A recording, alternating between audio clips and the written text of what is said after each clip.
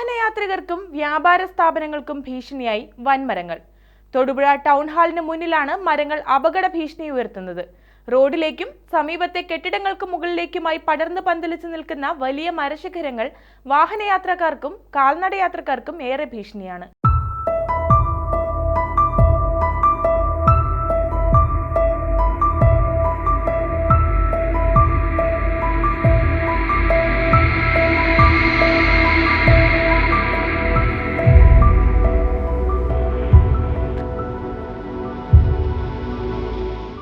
കാലവർഷം ശക്തമായി തുടരുന്ന സാഹചര്യത്തിൽ നഗരത്തിൽ പലയിടത്തും മരങ്ങൾ കടപുഴകി വീഴുന്നത് പതിവ് കാഴ്ചയാണ്.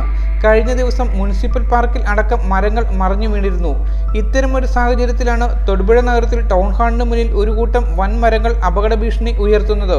ടൗൺ ഹാളിന് മുന്നിൽ ബസ് കാത്തിരിപ്പ് കേന്ദ്രത്തിന് സമീപത്തായുള്ള മരങ്ങളാണ് വാഹനയാത്രികർക്കും കാൽനടയാത്രക്കാർക്കും ഭീഷണിയാവുന്നത്.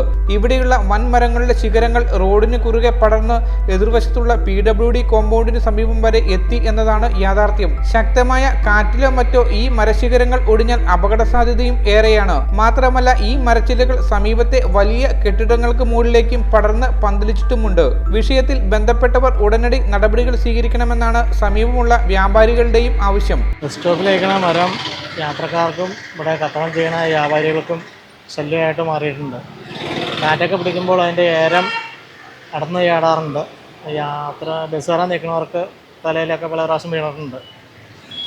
ആ ശിഖരം വെട്ടി മാറ്റുവാണെങ്കിൽ ഈ ബസ് കയറാൻ നിൽക്കുന്ന യാത്രക്കാർക്കും ഇവിടെ കച്ചവടം ചെയ്യുന്ന വ്യാപാരികൾക്കും നല്ലൊരു കാര്യമായിരുന്നു. അത് ബന്ധപ്പെട്ടവർ ചെയ്തു തരണമെന്ന് അറിയിക്കുകയാണ്. തിരക്കേറിയ ഈ പാതയോരത്ത് നിൽക്കുന്ന കൂറ്റൻ മരങ്ങൾ നിലം പതിച്ചാൽ ദുരന്തത്തിന്റെ വ്യാപ്തിയും ഏറെ വലുതായിരിക്കും. കാലവർഷം ശക്തമായി തുടരുന്ന സാഹചര്യത്തിൽ മരങ്ങളുടെ ശിഖരങ്ങൾ അടക്കം മുറിച്ചുമാറ്റി പൊതുജന സുരക്ഷ ഉറപ്പാക്കണമെന്നാണ് ഇതിന് സമീപമുള്ള വ്യാപാരികളുടെയും ഓട്ടോറിക്ഷ തൊഴിലാളികളുടെയും ഒന്നടങ്കമുള്ള ആവശ്യം. News bureau, Thodupuzha.